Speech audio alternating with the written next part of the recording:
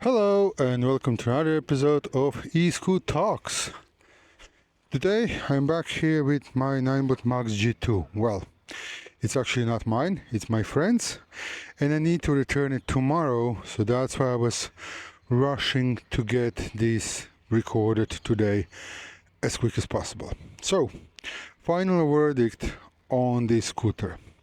Let's start from top to bottom and go through all the details. First of all, indicators. As I said already, my personal opinion is that this is the best location to put indicators on an electric scooter. First of all, it's cheapest possible setup. It's the same height as majority of motorists, so those are going to be visible. But if you fall or whatever, and if you damage them, it's going to be actually pretty simple and easy to replace them and fix them. It's not going to be too expensive. You have just LED indicators with the housing, couple of wires, and that's it. Now, next thing, headlight. You're not going to be able to see too much now, but I might actually try and make a picture in the dark if I have time and post it somewhere just to show you. But that headlight is actually pretty nice as well. But there's of course a bit of a downside, and that's this power button, and that button is also used to change riding mode and to turn on and off light. Navi, honestly, my opinion, did a much better thing where they actually put a power button on a throttle. So you don't need to take off your hands while you're riding to turn on a light, to change modes or whatever. So I think that's a much better solution. Okay, now when it comes to stem, this stem is rock solid, and those reflectors here are actually really pretty nice touch, a nice addition. Regarding folding mechanism, so we have this latch here, safety latch, lift it up and fold the scooter down. Now those bolts here are not the best solution. We had that on Ninebot Max G30, and sometimes, since people need to adjust them themselves, sometimes they don't adjust them properly and they can bend and snap and things like that. Navi has a better solution for that, to be honest, so I would prefer to see a different version of the folding mechanism on maybe Ninebot Max G3.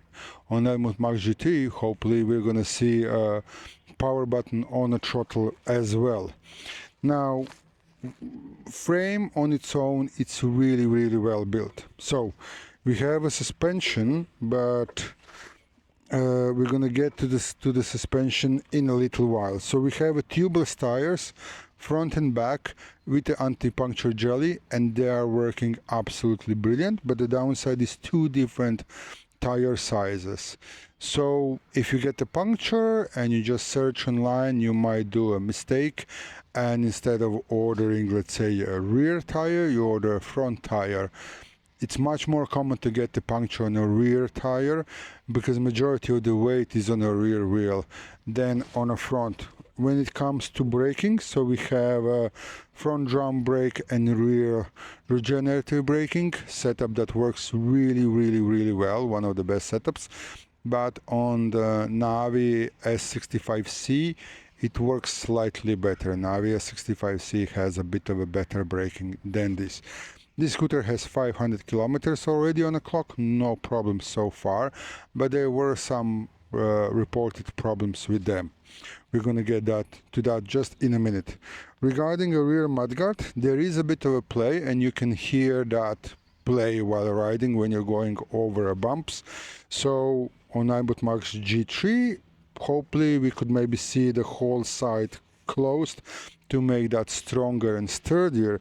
Because another thing how you can maybe snap a mudguard is when you fold the scooter and you kind of like lift it like, a little bit more energetic. This is plastic, so it can snap. So that would be a much better solution. Regarding, someone might say, well, if they close that, problem maybe with cooling of the motor, there's plenty of space for air to come there to cool that motor. And that motor, with the stock firmware, if you're not playing with unlocking speeds, works perfectly fine, and it's not overheating or anything like that. Okay, now we're going to charging. Another thing that I absolutely love about this scooter. Okay, so there is a bit of a rubber, and like you know, when you close the cover, there is a spring. It's free spring loaded cover. When you release it, just make sure that you push that a little bit inside, so you can use just a cable because it has a built-in charger, and that's the thing that I absolutely love.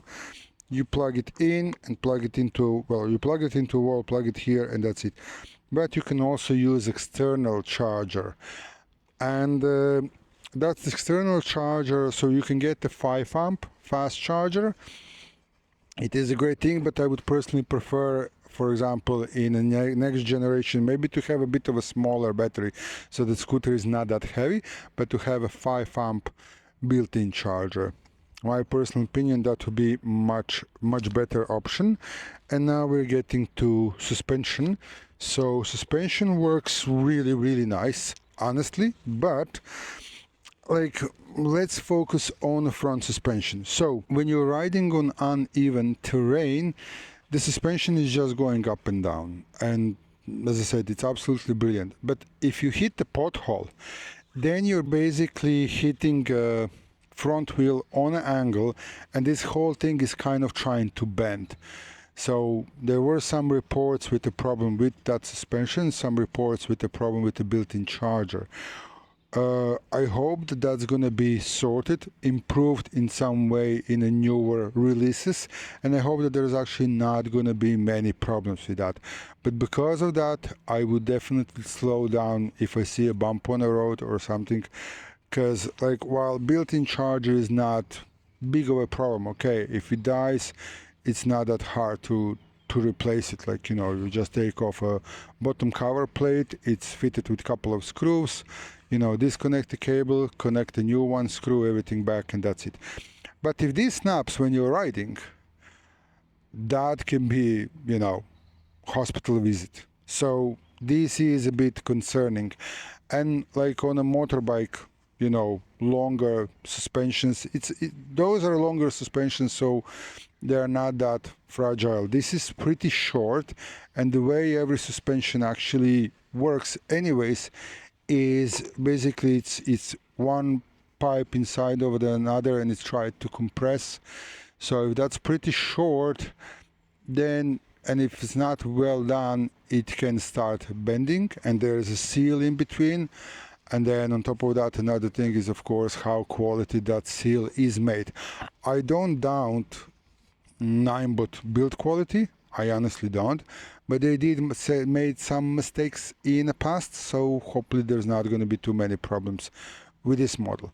Riding experience on Ninebot Max G2 is absolutely amazing, absolutely brilliant. But one thing that I would maybe like to see is also upgrade of the firmware. For example, if when you're riding and you release the throttle, the scooter starts slowing down.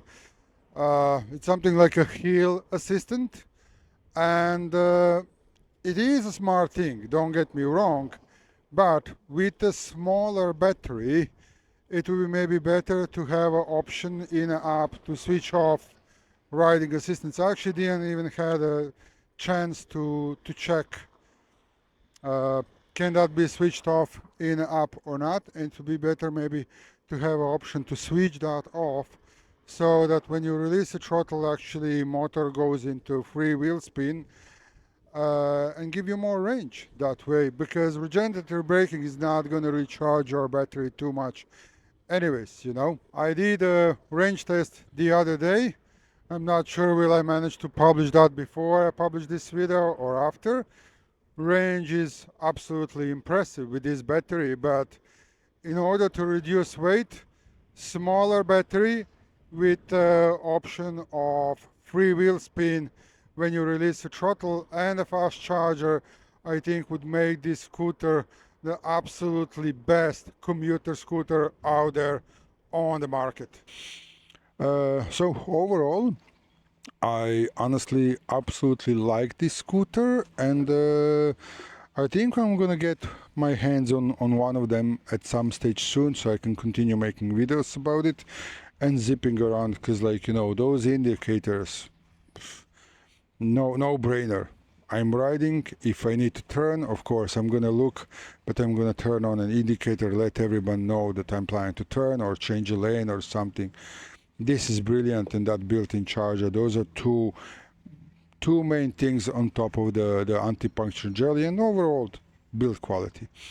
So that's gonna be all for this video. I hope you enjoyed the video. I hope you learned something. And if you want to support me, guys, you can always, of course, buy me a coffee. But cheapest and easiest way to support me is actually to interact with the video, like, share. If you haven't, maybe subscribe. Leave a comment down below if you have any questions. Help YouTube algorithm pick up this video and show it to more people. So yeah, that's all. Till next time, guys, as usual, please stay safe out there and respect other road users. Bye bye.